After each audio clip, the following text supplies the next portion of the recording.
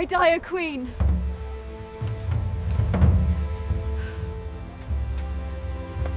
There are stories that history tries to bury.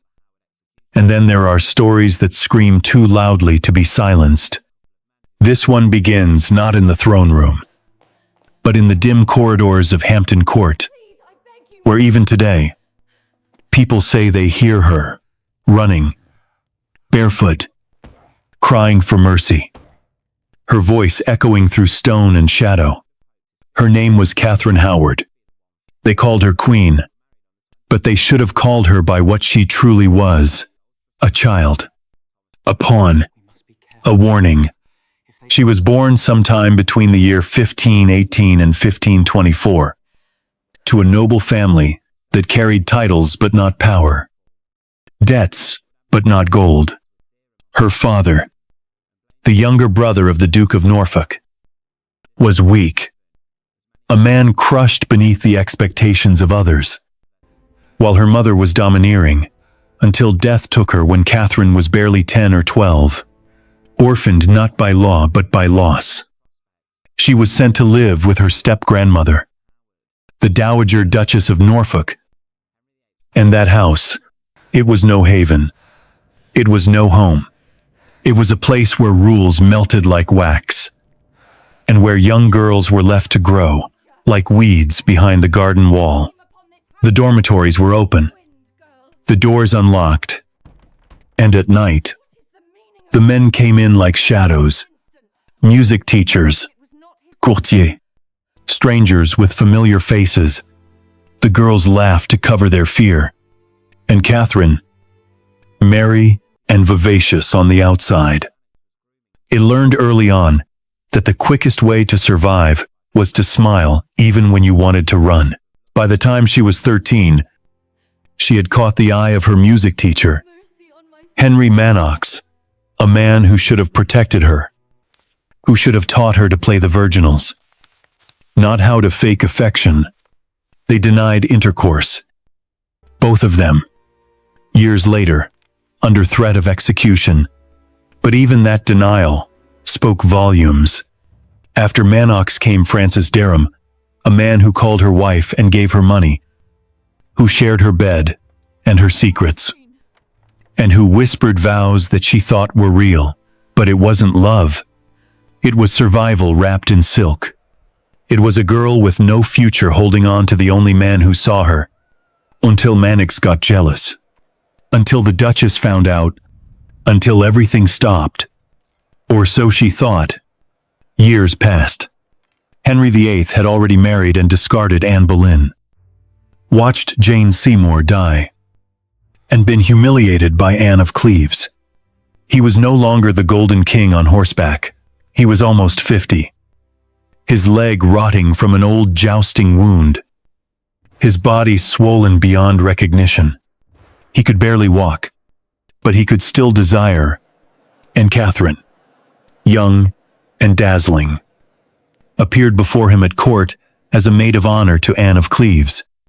To Henry, she was not just beautiful, she was possibility, the promise of youth, of life, of control. She didn't love him, but she didn't get to say no. They were married at Oatlands Palace just 3 weeks after his annulment from Anne. 3 weeks. That's how long it took for a girl raised in chaos to become Queen of England. No schooling, no preparation, just silks, jewels, and a crown too heavy for a 17-year-old's head. She tried to play the part. She smiled. She curtsied. She became the stepmother of Elizabeth and Mary, both girls nearly her age, or older. Elizabeth, quiet and clever, warmed to her. Mary, bitter and cautious, didn't. And Henry believed she had restored his manhood, that she made him feel like the virile prince he once was. But in truth, the bed remained cold. He was most likely impotent, or in denial. No child came of the union, and whispers began to stir like dust under the bed.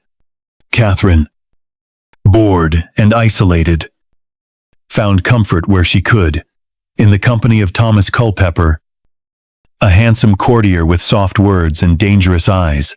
It's said they met in secret, helped by Jane Boleyn, Lady Rochford, a woman whose loyalty had once destroyed her own family. Maybe Catherine thought she could trust her. Maybe she thought no one would find out. But secrets rot faster than flesh at court. And Catherine's past, the things she thought buried with Manox and Derham, came crawling back with teeth. Henry Manox had talked. Derham had letters. Cranmer, the Archbishop, delivered a sealed note to the king's pew in the chapel. Henry read it, and everything inside him broke. The man who had executed 2 wives now faced a 3rd scandal. But this one was different. This one touched his pride, his body, his legacy. He ordered arrests, interrogations, torture. Derham confessed. Culpeper confessed. Manox was let go, perhaps because he knew too much. Catherine, young and cornered, denied everything. She claimed no marriage contract with Derham, no consummation with Culpeper. But it didn't matter.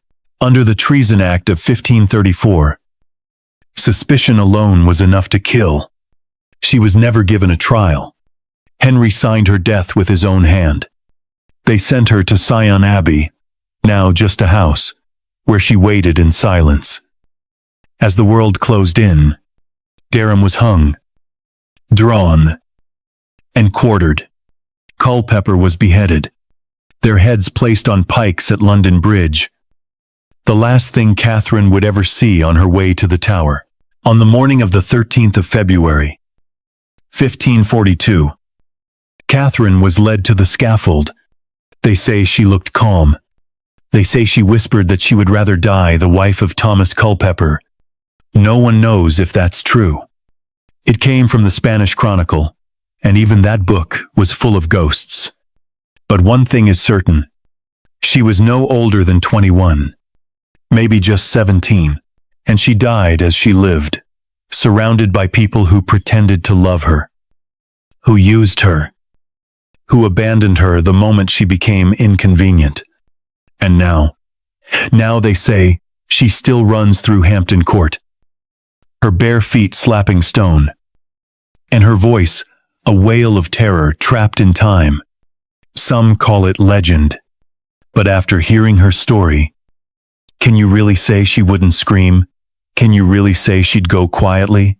This is not just the story of a queen. It's the story of a child who was thrown to the lions. A girl who tried to survive in a world that never wanted her to. And it's only just beginning. Catherine Howard's story did not begin in a palace, though it would end in one soaked with betrayal and ghosts. Her story began in a house where supervision was absent, and silence was currency. A house ruled not by law, but by custom. And not even the kind of custom that protected young girls from harm.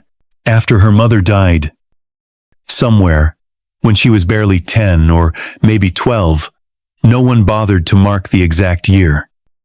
Because girls like Catherine didn't matter until men started looking at them, she was sent to live in the household of her step-grandmother, Agnes Tilney, the Dowager Duchess of Norfolk.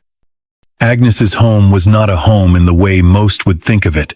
It was more like a waiting room for forgotten daughters, wards, and cousins with no dowry, no fortune, and no future.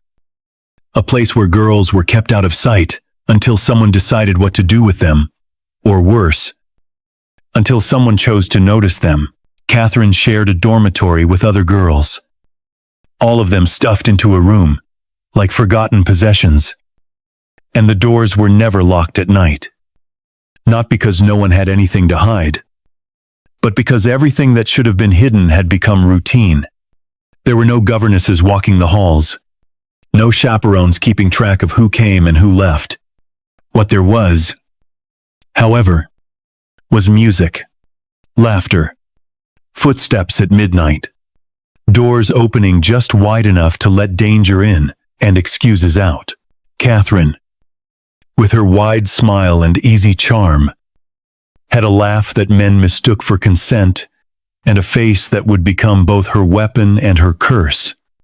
It began with Henry VIII, the music teacher brought in to teach the girls how to play the virginals. He should have stayed on the other side of propriety.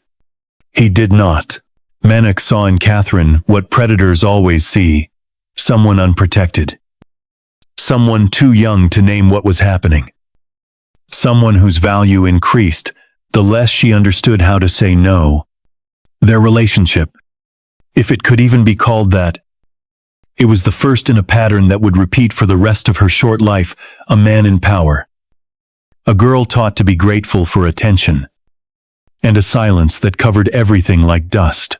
Years later, when interrogated under threat of torture, both Catherine and Minox would deny they had gone all the way.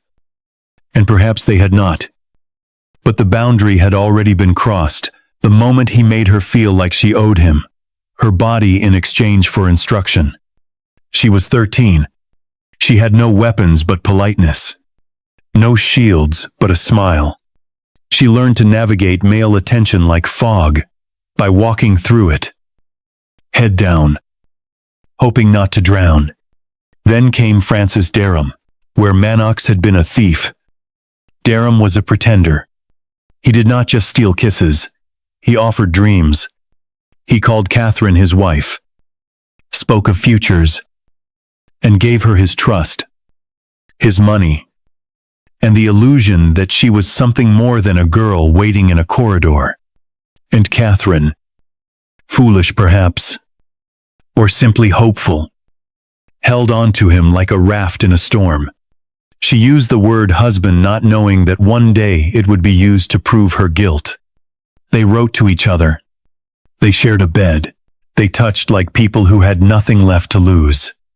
And for a brief moment in that broken house, Catherine might have believed she had something close to love. But love was not something the Dowager Duchess allowed. When the rumors reached her, likely whispered by the jealous and discarded Henry Manox, Agnes did what most guardians in noble households did when scandal knocked. She pretended not to see, not to hear, not to know. Catherine's relationship with Dereham ended not in punishment, but in erasure. He was dismissed. She was left to sit in the same dormitory, surrounded by the same shadows. Now just a little keener, a little more careful, a little more used. Historians today argue whether those early encounters were consensual. But consent, in a place like that, from a girl like her, was a ghost. She had no power, no agency, no language to define what was being taken from her, and yet the record would later describe her as merry, vivacious, and full of life. As if those traits justified what happened to her. As if joy made you a liar, or laughter made you complicit in your own abuse. In truth, she was a child, surviving in the only way she could, by turning herself into something easy to admire, easier to desire, and impossible to protect. And so Catherine grew up in a house where girls were prey, and silence was safety, where the line between romance and coercion was never drawn, where her future was not something she could shape, but something that would be shaped by those who thought she belonged to them. When she was finally summoned to court, it was not because someone saw her potential. It was because someone saw her beauty. Her uncle, Thomas Howard, ever the schemer, pushed her forward as a maid of honor to Queen Anne of Cleves. The position was meant to elevate her, but in truth, it was just another game board. And this time, the player was the king.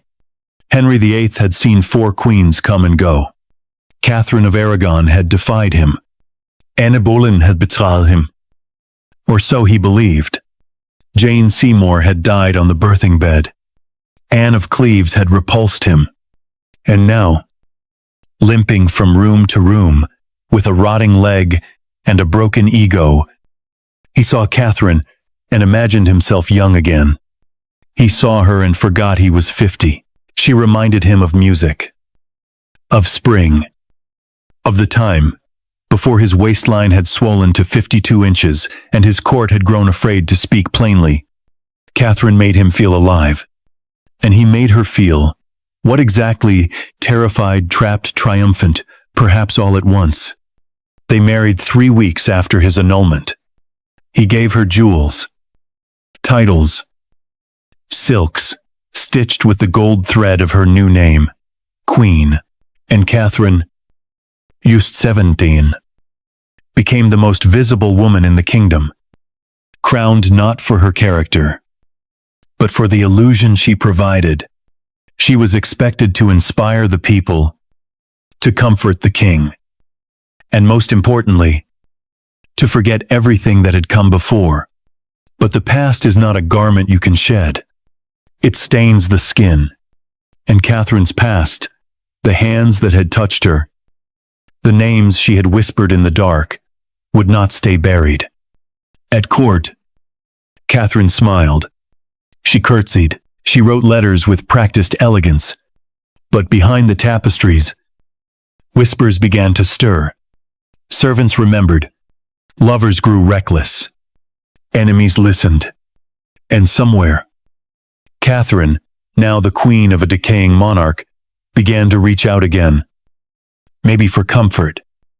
Maybe for love. Maybe just for someone who looked at her and didn't see a crown. But that is the next part of her story.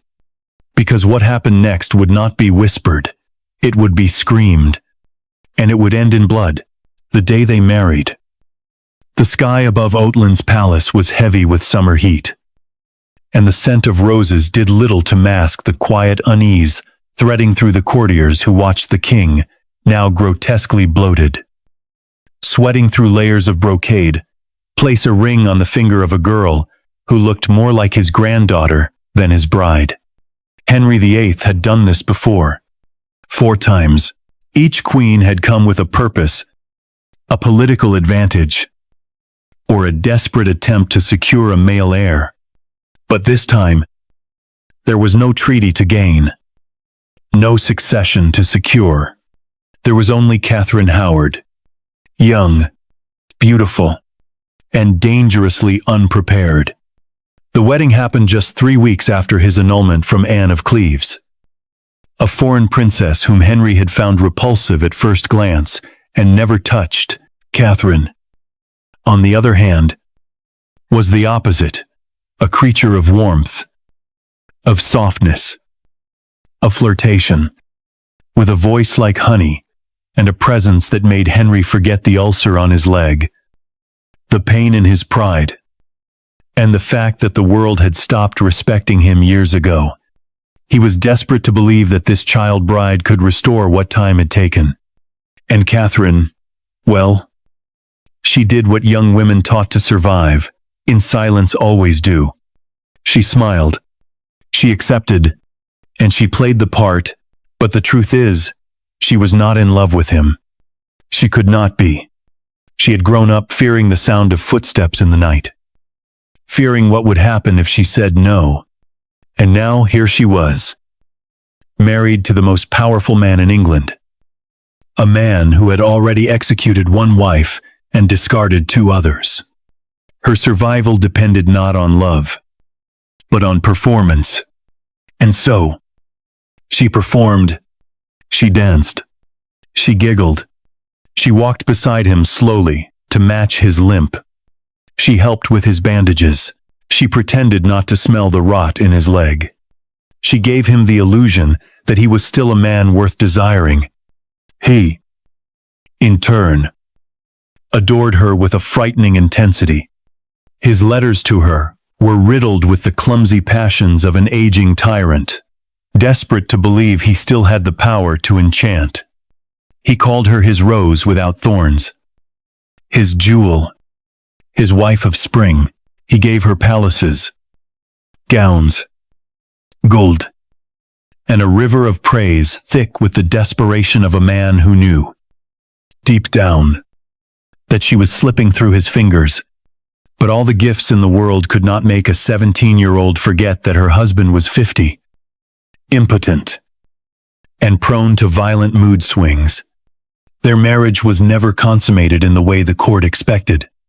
There were no pregnancy rumors, no whispered names of unborn heirs, only silence. And from that silence, suspicion grew. But Henry was blind. Or rather, he chose to be. Catherine was everything. Anne of Cleves was not soft-spoken, small-waisted, willing. She didn't reject his advances, because she had learned long ago what happened to girls who said no. Instead, she flattered him. She let him think he had chosen her, that he was still the great lover of legend. And for a while, it worked. His courtiers began to breathe easier.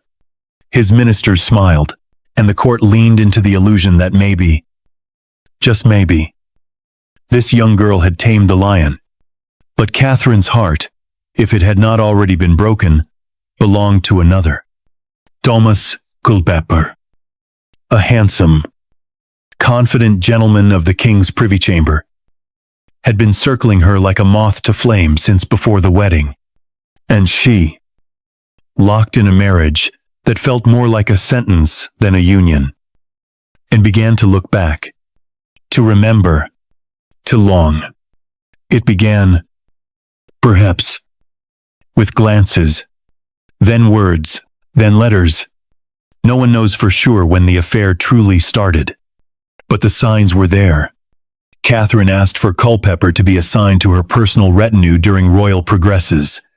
She spoke his name too often, smiled too freely. And the palace walls, as always, were listening. It was not just Culpeper. Francis Derham had returned, too, seeking favor from his old lover, and had been placed in her household. Some say Catherine did it to buy his silence. Others believe it was guilt, but whatever her motive, bringing a man who once called her wife into the Queen's chambers was a dangerous game. One, she believed she could control. But Catherine was not Anne Boleyn. She had no faction behind her, no noble birth worth fearing, no child in her belly to protect her. She was a girl surrounded by enemies who had once been friends, and allies who would fold under the weight of scandal. Still, she clung to moments of freedom. One night, during the royal progress to the north, she arranged, with the help of Lady Rochford, a secret meeting with Culpeper. It took place in a locked room. A candle burned low. There were whispers, perhaps kisses, perhaps more. When questioned later, Culpeper would say, under torture, that he meant to do ill with the Queen. Catherine, when confronted, I would claim the meetings were innocent. But in Tudor England, innocence was not about truth. It was about perception, and perception was turning against her. The king remained unaware. At least, for a time, he continued to shower her with gifts, to praise her beauty, to parade her through towns as the golden symbol of a reign reborn. But beneath the surface, the storm was already rising. And when it broke, it would not come slowly. It would come like a blade. But even before that, the court began to shift. Courtiers noticed who was invited to the Queen's rooms. Servants remembered who left late. Henry Manox, long discarded, resurfaced with stories. Stories about marks on her body only a lover would know. And whispers turned to warnings. The marriage, for all its silk and ceremony, was a house built on sand. The king thought he had reclaimed his youth. Catherine thought she could outrun her past. Both were wrong. And in the end, it would not be love that doomed her. It would be the letters. It would be the witnesses. It would be the king's pride. There are secrets that die quietly. buried in silence. And then there are secrets that wait like teeth behind a smile, ready to tear your world apart the moment someone opens the wrong door. Catherine Howard believed she could keep her secrets under lock and key. Quite literally. But the truth is, the court of Henry VIII was never quiet. And nothing stayed hidden for long, especially not when there were jealous men, fearful women, and loyal servants with ears pressed to the walls. By the summer of the year 1541, Catherine's reign as queen had begun to sour beneath the surface. To the crowds, she was still the radiant young bride, the queen who had brought warmth back into the king's winter. But behind the golden facade, she was slipping. Her past, once just a ghost in the shadows, was now a living, breathing threat. Francis Dereham had returned, demanding a place in her household, not just out of ambition, but out of knowledge. He had letters, memories, intimacies that, if spoken aloud, could unravel everything. So she gave him a post. She bought his silence with position. But silence bought in fear is never loyal. Dereham grew bitter, resentful, and reckless. And the court, always starving for scandal, began to feed. Then there was Thomas Culpeper. Young, handsome, confident. He had the king's trust and the queen's attention. There had always been something electric between them, a familiarity too casual, a laugh too light. And Catherine, surrounded by the decay of Henry's body and the cold weight of obligation, found herself drawn to Culpeper like a woman starving for her own reflection.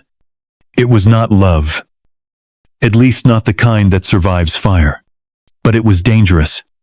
And in a world like theirs, that was enough. Lady Jane Rochford, sister-in-law to the executed Anne Boleyn, and no stranger to betrayal, was the key that unlocked the meetings.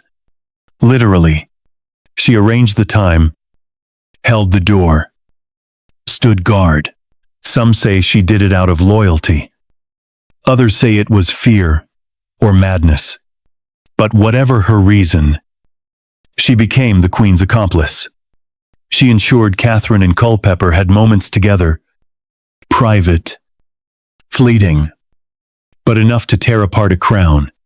These weren't careless hallway flirtations.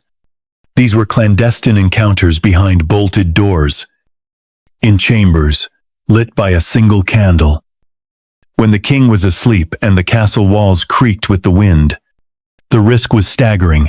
The Queen of England, alone, with a man not her husband, aided by a woman whose last alliance had ended in blood. But desire does not follow reason. And Catherine, barely more than a child still trying to feel alive, kept meeting him. What was said in those rooms, no one can say for certain. Culpeper would later confess, under torture, that they had intended to do ill, but that no act had been consummated. Catherine claimed it was foolish. Yes, but innocent. That she had not betrayed the king. That the meetings were just talk. But in Henry's court, intention was guilt. Whispers were proof. And a queen needed no trial to be condemned.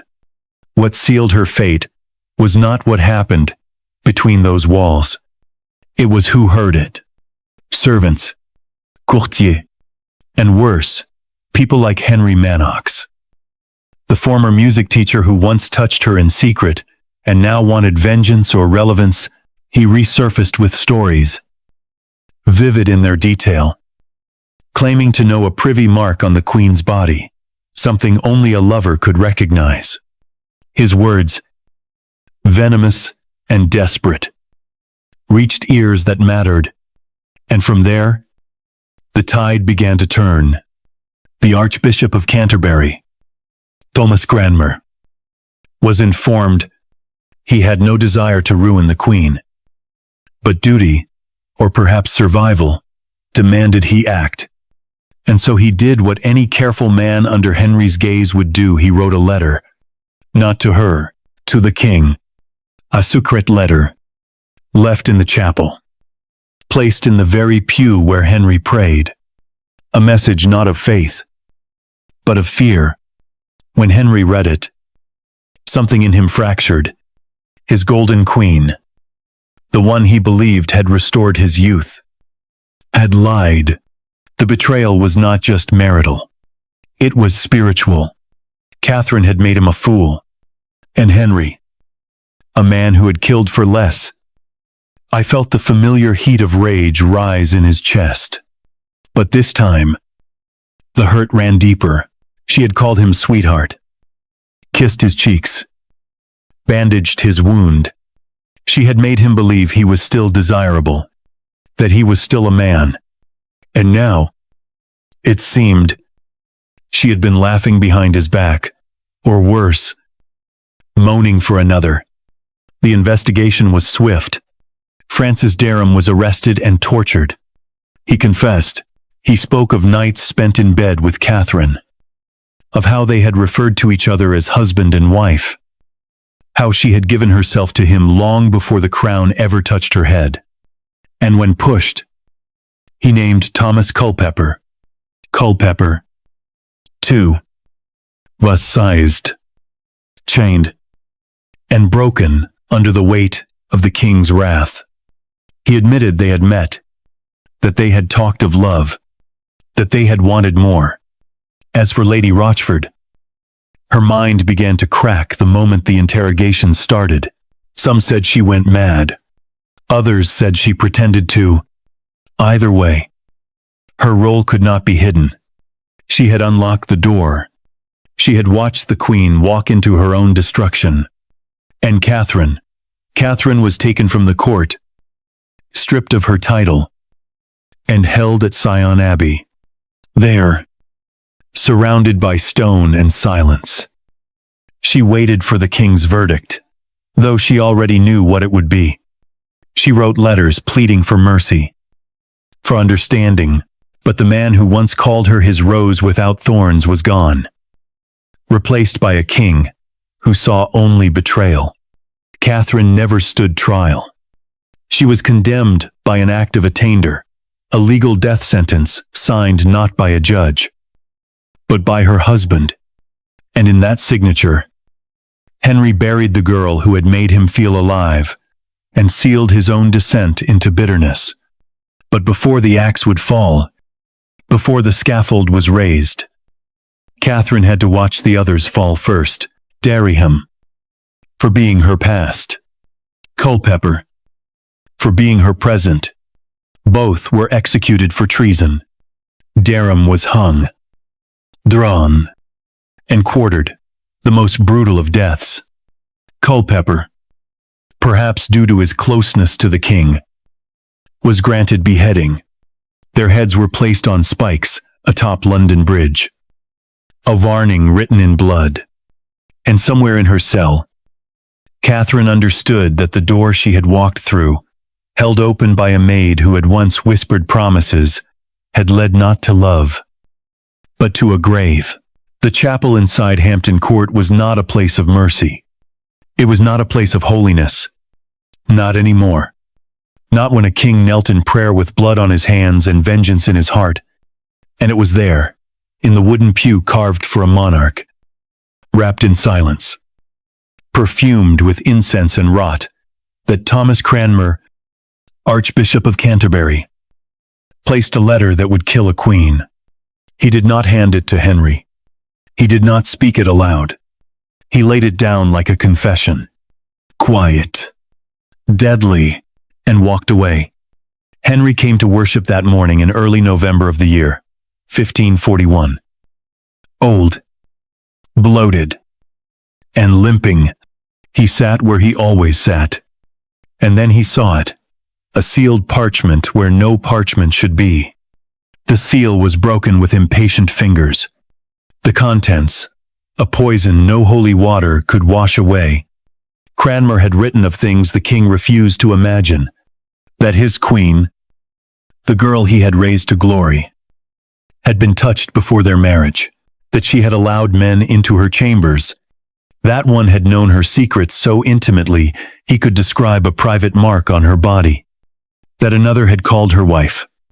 That she had continued to meet yet another, Thomas Culpeper, behind locked doors. Long after she became a queen, the names were there: Henry Manox, Francis Dereham, Thomas Culpeper, Jane Rochford, all of them entangled in Catherine Howard's world. And now, all standing on the edge of the same blade. Henry did not speak, not at first. He returned to his rooms, white-faced, silent, trembling not from age or sickness, but from betrayal. It is said he shut himself away for days, that he wept, screamed, called for knives, that no servant dared enter, that he tore the curtains. But what is certain is this: the man who emerged from that room was no longer a husband. He was a judge. Francis Dereham was the first to fall, dragged from the Queen's household, chained, and tortured. His past with Catherine had not been a secret, not truly, but now it was a weapon. Under the crush of iron and pain, he confessed it all. They had called each other husband and wife. They had lain together in her grandmother's house, and he had hoped to rekindle their relationship after she became queen. The confession should have sealed his fate, but it did something worse. It pointed to the present. It pointed to Culpeper. When the soldiers came for him, Culpeper fought back, not with violence, but with words, with denial, with the desperate charm of a man used to seduction, not survival. He admitted they had met in secret. He admitted he loved her, but he denied the ultimate betrayal. He said they had not gone that far, that they had wanted to. Perhaps. But desire alone was not a crime. But under Henry's rule, it was. Especially if that desire belonged to his wife, Lady Jane Rochford, who had once betrayed Anne Boleyn to save herself, was now caught in the trap she had helped weave. It was she who arranged the meetings, she who unlocked the doors, she who stood watch. And when they questioned her, harshly, relentlessly, her mind buckled, her words fell apart, her sanity crumbled. Whether she went mad or merely pretended to be, no one can say, but it didn't matter. Her fate was already sealed, and Catherine was still at court when the first wave of arrests began. She knew. Oh, she knew. The corridors whispered before the guards arrived. The faces turned. The hands stopped reaching for hers. She fled, not from the palace, but within it, ran through the galleries, screaming for Henry, pleading to see him, to explain, to beg. They say she broke free from her guards and sprinted to the chapel, desperate to reach the place where he had once called her his rose without thorns. But he was not there, and she was dragged back. From that moment, she would never see him again. She was taken to Sion Abbey, a former monastery turned prison for queens who had lost their king's favor. There, she waited, not for a trial, but for a sentence. Meanwhile, in the Tower, the scaffold was being prepared. The legal path was already drawn. The Treason Act of 1534 allowed for anyone to be executed on suspicion of intending to commit adultery with the Queen. And so the court, starved for a spectacle, delivered. Dereham was tried first, found guilty. His punishment, hanging, drawing, and quartering, the most savage form of death allowed by law. His limbs were torn from his body, his entrails burned while he was still alive, his head spiked and displayed on London Bridge. Culpeper, perhaps because of his closeness to the king, or perhaps because he had confessed under torture, was granted the mercy of a clean beheading. He died quickly, silently. His head, too, was mounted for the city to see. Lady Rochford was spared temporarily. Her madness delayed execution, but not forever. Parliament would soon pass an act allowing for the execution of the insane, and it was passed for her. As for Catherine, her fate was written in the king's own hand. No trial, no hearing, just an act of attainder, a document that stripped her of her titles, her rights, her name, and finally, her life. But before her death was carried out, she was kept in a cold cell, alone, with nothing but her prayers and her guilt, and perhaps, just perhaps, her memories of the dormitory where she first learned to pretend, of the men who called her wife before she even knew what that word meant, of the king who made her a queen without ever asking if she wanted to be, and of the bed, yes, the royal bed that spoke not of love, but of fear, the bed where she never bore a child, the bed where she laid beside a man who could no longer love as a husband, the bed that would remember her long after her body turned to dust. And still, the city prepared. The axe was sharpened.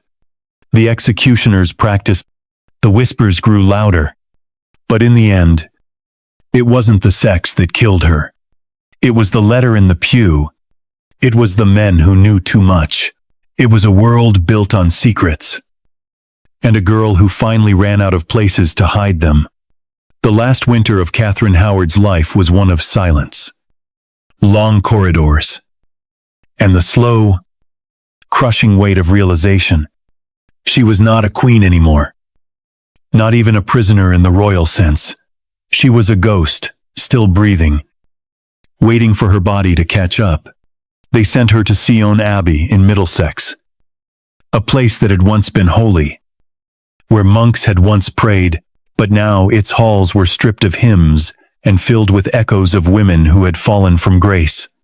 The windows were high and narrow, letting in only a gray light.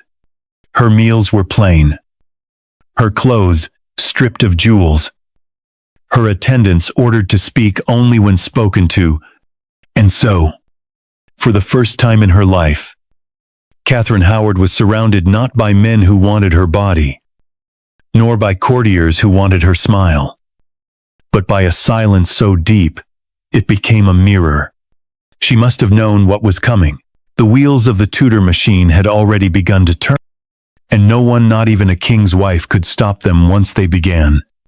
Henry had signed the Act of Attainder, condemning her without trial, under the pretense of protecting the honor of the crown.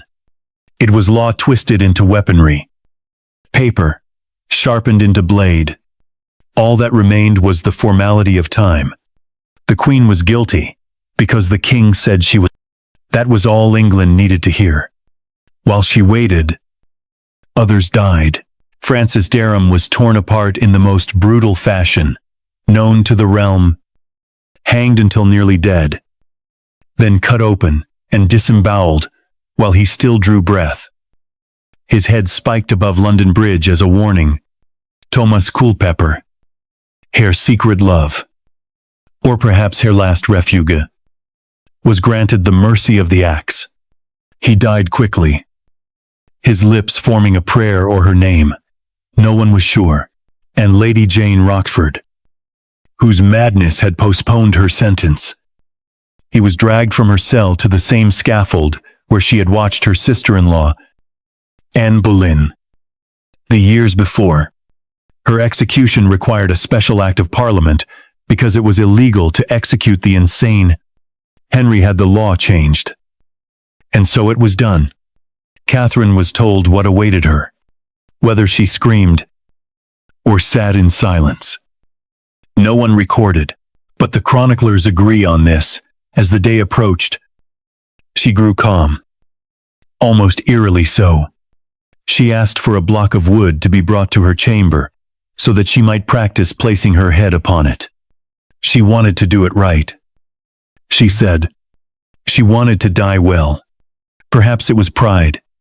Perhaps it was fear disguised as grace. Or perhaps, after everything, she simply wanted control over one thing, even if that thing was her own death. Outside the abbey walls, England moved on. The court had already begun speaking of the next marriage, the next alliance, the next political advantage. Henry, the king who could not be alone, was already looking toward the future with the desperation of a man trying to outrun the ghosts in his own bedchamber. He was said to have blamed the Howards, her powerful family, for feeding him a spoiled dish. He never spoke her name again. On the 12th of February, in the year 1542, Catherine was awakened before dawn. The guards came for her just as the sky began to pale. She dressed carefully, in black velvet trimmed with fur, her hair loose beneath her hood. She was led through the corridors of the Tower of London, footsteps echoing on the cold stones that had known so many royal deaths. The air outside bit at her skin, heavy with the smell of river, fog, and ash. The scaffold stood waiting, draped in black cloth, the axe gleaming silver under the weak morning light. She climbed the steps alone. It is said that she looked impossibly young, smaller than anyone remembered, fragile against the enormity of the platform. The crowd gathered below was hushed. Even executioners had learned to fear the spectacle of a queen's death. They had seen too many. And yet this one felt different. She was barely a woman. And yet, in that moment, she carried the full weight of a kingdom's cruelty on her shoulders. The official records claim that she spoke little before kneeling. "I'd a queen," she said softly, "but I would rather die the wife of Thomas Culpeper." Whether those words were truly hers, or a legend woven by time, no one knows. Some witnesses insisted she said nothing at all, only prayed. Others swore they saw her mouth his name as she knelt, the syllables carried off by the wind before the blade fell. What cannot be disputed is the stillness that followed a silence so complete that even the birds seemed to hold their breath. The axe came down once, clean, swift, a mercy she had never known in life. Her body was buried near the Tower Chapel of St. Peter ad Vincula, close to the bones of Anne Boleyn, her cousin by blood, her twin in tragedy. Two women who had shared the same crown, the same husband, the same fate. Both young, both condemned by the same man who claimed to love them. But Catherine's death did something even Henry could not undo. It forced England to look at its king not as God's anointed, but as a man aging, cruel, consumed by paranoia. The people whispered. They pitied her. They said the king's heart had rotted like his leg, that she had been a child, sacrificed to his vanity, that he had killed youth itself because it reminded him of what he had lost. In the days that followed, Hampton Court became a haunted place. Servants claimed to hear footsteps in the gallery where she had once fled, desperate to reach the king before her arrest. They said her voice still echoed there high, terrified, pleading for mercy that never came. The sound, they said, who could freeze the blood of anyone who heard it after dark. And though time has softened the story into legend, there are still those who swear that Catherine Howard runs there still, her pale gown whispering across the stones, her cry breaking the silence of history itself. But maybe the haunting isn't real. Maybe it's simply the memory of what England did to her, to a girl who had been taken, used, and discarded, over and over again, until her body became an offering to a man's wounded pride. Because in truth, Catherine Howard never had a trial, and never had a choice. I never had a chance. She was born into a world that only noticed her when she was beautiful. and destroyed her the moment she stopped being useful. And when the axe fell, the sound that followed was not just the end of her life. It was the sound of innocence, shattering once, forever. And for all the women who came after, they say when Catherine Howard woke on the morning of her death, she asked for two things: the black velvet gown that had once made the king smile, and a wooden block on which she could rehearse her final gesture. A girl who had never been taught to read, who had grown up in a house where the nights belonged to men and the days belonged to silence, now stood in front of death, like a seasoned actress, learning the choreography of her final scene. She was perhaps 21, maybe younger. No one knew for sure, because girls like Catherine were not given birth records, only death warrants. It was Monday, the 13th of February. In the year 1542, the sky over the Tower of London was colorless, the kind of bleak that made everything blood, breath, memory fade at the edges. The courtyard where Anne Boleyn had died 6 years before was now freshly scrubbed, though the stone still held memory like a wound that never closed. The scaffold was built tall and square, wrapped in dark cloth, its axe newly sharpened and laid beside a block that would not forgive a trembling neck. Catherine was led there before the city fully woke, flanked by guards who dared not look her in the eye. She walked slowly, not with pride, not like Anne had, but not with fear either. There was a strange stillness in her, a hollow dignity, as if she had stopped being afraid the moment she realized there would be no mercy, no letter from the king, not a prieve, not even a look. Henry had refused to see her since her arrest. He would not grant her one final conversation, one final moment to explain herself, perhaps because he could not bear it, or perhaps because he had already replaced her in his mind. She had failed him not just as a wife, but as a mirror. She no longer reflected youth, désir, control, and for that, she had to be erased. The crowd that gathered that morning came not for justice, but for spectacle. Some wore pity on their faces, others wore hunger. They wanted to see if she would cry, if she would beg, if she would confess something scandalous. But Catherine offered none of it. She climbed the steps to the scaffold, the hem of her dress catching on the wood, her hands clenched tight around her prayer book. She looked smaller than anyone remembered, almost childlike, and perhaps that was the most brutal truth of all, that the woman being killed in front of them was still, in many ways, just a girl. There was no trial, so there would be no formal sentence read aloud. Only the silence of the crowd and the creaking of the scaffold in the wind. A witness unnamed, perhaps invented, claimed she turned to the crowd and said, "I be a queen, but I would rather die the wife of Thomas Culpeper." The phrase would echo through centuries, painted in novels, repeated in films, embroidered into the memory of a nation that rarely told the whole truth. Did she say it, maybe? Did she think it? Almost certainly.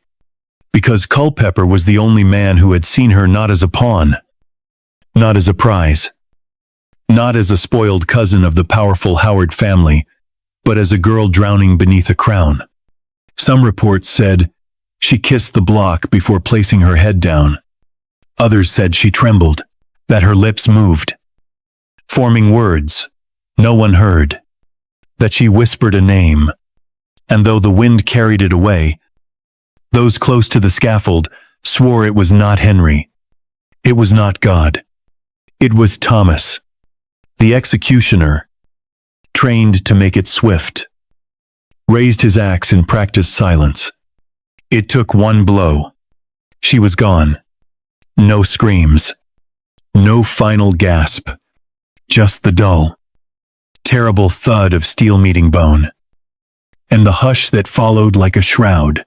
Her body was buried not in ceremony, but in calculation, interred beside Anne Boleyn in the chapel of St. Peter ad Vincula, inside the Tower grounds. 2 queens, 2 cousins, 2 wives of the same man, whose love was as conditional as the weather. The same man who had once sworn eternal affection, only to sign their deaths with the same indifferent hand. And then England moved on. Henry married again. Of course, Catherine Parr, older, educated, docile, a nurse more than a lover. There would be no more drama, no more girls with secrets, just long, gray days of decline. But Catherine's death refused to stay buried. Her story, whispered through the years, refused to fade. Hampton Court, where she once laughed and flirted and fled for her life, became the site of her legend. Servants spoke of footsteps echoing through the gallery fast. Disperate. Barefoot. A girl running, always running, toward a door that never opens. They called it the haunted gallery. Some refused to enter after dusk. Others claimed they saw her pale, weeping, her hands reaching for someone who was never there. And maybe they did. Or maybe it was just the weight of history pressing against the walls. The memory of a girl who was never given the chance to be anything more than a mistake in a king's long list of regrets. Catherine Howard died as she lived unheard, misunderstood, and far too young. But before the axe fell, before the black cloth was pulled over her broken body, she remembered love, or the closest thing to it that a girl like her had ever known. She whispered his name, and somewhere, in the silence that followed, it bloomed like a wound no history book could ever close. After the axe fell and the crowd dispersed, after the velvet gown was folded and the scaffold wiped clean, Catherine Howard was gone, but not erased. Because even in a world where women's voices were silenced with steel, some echoes refused to die. And deep within the Tower of London, in a small chamber high above the place where she lost her life, there was said to be something left behind. Not blood, not hair, not bone, but a letter, folded, hidden, unsent. Some say she wrote it in the final days before her execution, her fingers trembling, her ink blotting from grief more than haste. Others claim she had penned it earlier, in the first hours of her arrest, when she still believed naively, heartbreakingly, that Henry might forgive her, that the man who once pressed diamonds into her palm and called her his rose without thorns might look into her face one last time and remember why he had crowned her in the first place. The letter was never found officially. It does not survive in any archive, not in parchment nor print, but records from the Tower's own wardens, Century la Terre, speak of a note fragile, yellowed, slipped behind a loose stone near the Queen's lodgings. A few lines, written in a soft, feminine hand, beginning not with a plea, but a name Thomas, not Henry, not Father, not God. It was not a confession. It was not an apology. It was a memory, folded into words. She wrote of a night behind a locked door, the candle burning low, the sound of footsteps outside, and how she had felt, just for a moment, safe, seen, desired. Yes, but not bought, not claimed. She wrote of a laugh they shared about nothing, and how it had sounded more real than the prayers she had been taught to recite since girlhood. She asked if he ever thought of her now, if he had lied under torture, if he had whispered her name when they pulled his head back against the block. There was no rage in the letter, no venom, just sadness. The deep, aching kind of sadness that cannot be taught, only endured. And at the end, In a line, almost too faint to read, she wrote, "If I must die, let me die, knowing someone once truly looked at me and didn't blink." And therein lies the weight of her story. Because for Catherine, it had never just been about the crown or the lovers or the lust. It had been about being seen, being known, being more than a girl in a velvet dress with a borrowed smile. And in Culpepper's eyes, at least once, at least in the dark, she believed she had been. But the Tower saw her, too. It had seen them all. Anne Boleyn, walking slow steps to the scaffold. Lady Jane Grey, weeping as her husband's body was carried past her window. Catherine Howard, shaking, running, then quiet. The Tower never blinked. It watched as Catherine rehearsed her death on a wooden block in her cell, laying her head down again and again, her breath catching just before the imagined blade. It watched as she was led down cold stone steps, her black cloak dragging like shadow, the guards silent beside her. It watched as the crowd leaned in to hear her last words. But the wind carried them away. It watched after, too, when her body was buried beside her cousin Anne, unmarked, uncelebrated, when the court scrubbed her name from record, and Henry married again. As if none of it had happened. The Tower remembered, even when the people tried to forget. And then the stories began. At first, they were whispers among guards, soft footsteps in the gallery after midnight, a girl's cry, a hand on the back of the neck, cold as breath on glass. Then came the sightings. The White Lady. They called her Barefoot, weeping, running down the long hallway outside the Queen's apartments, her gown fluttering behind her like a soul trying to escape the walls, her face always turned back over her shoulder, eyes wide, mouth open, not in rage, but in terror. Visitors felt her, even when they didn't see her. The weight of grief in the air, the sudden chill near the west window, the feeling that someone was watching, because the Tower never blinked, and neither did the history that refused to let Catherine Howard rest. For centuries, she became more ghost than girl, a cautionary tale, a name scratched in the margins of textbooks, fifth wife of Henry VIII, executed for adultery, as if her story could be compressed into a sentence, as if her life was not worth more than that.